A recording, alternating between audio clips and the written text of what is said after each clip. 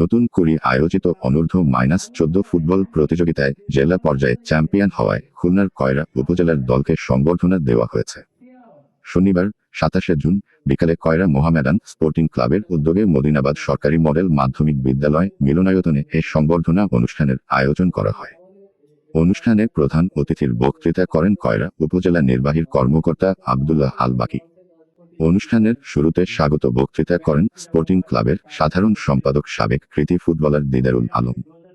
অনুষ্ঠানে সভাপতিত্ব করেন কয়রা মোহামেডান স্পোর্টিং ক্লাবের সভাপতি আলাউদ্দিন এবং সঞ্চালনা করেন নতুন কুড়ি স্পোর্টসের টিম ম্যানেজার মেসবাহউদ্দিন।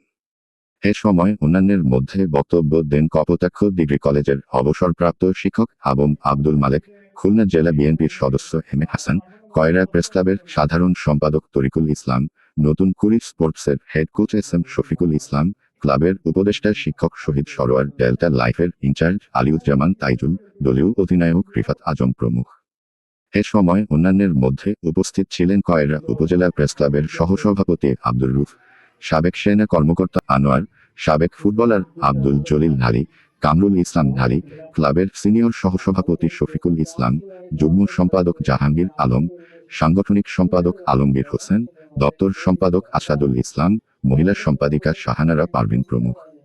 অনুষ্ঠানে প্রধান অতিথির বক্তৃতায় কয়রা উপজেলা নির্বাহীর কর্মকর্তা আব্দুল্লাহ আল বাকি বলেন, খেলাধুলা তরুণদের শৃঙ্খলা, নেতৃত্ব ও দেশপ্রেমের শিক্ষা দেয়। এই অর্জন শুধু খেলোয়াড়দের নয়, পুরো কয়রাবাসীর গর্ব। ভবিষ্যতেও খেলোয়াড়রা আরও বড় সাফল্য অর্জন করে উপজেলার মুখ উজ্জ্বল করবে বলে আমরা প্রত্যাশা করি।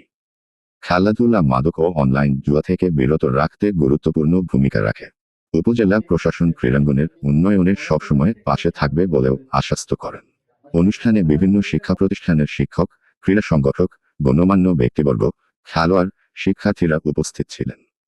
সংবর্ধনা শেষে জেলা চ্যাম্পিয়ন দলের খেলোয়াড়দের মেডেল ও জার্সি প্রদান করা হয়।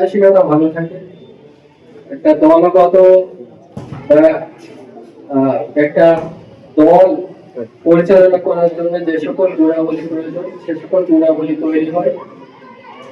একটি সংগঠন পরিচালনা করার জন্য যে সকল গুণাবলী প্রয়োজন হয় সে সকল গুণাবলী তৈরি হয়। এছাড়া বিভিন্ন বিষয়ে একসাথে যখন সবাই মিলে কোনো বিষয়ে মতপার্থক্য তৈরি হয় সেগুলো মেনে নেওয়ার ক্যাপাসিটি তৈরি হয় এবং একে অন্যের সাথে মিলেমিশে থাকার যে প্রবণতা সেটিও তৈরি হয়।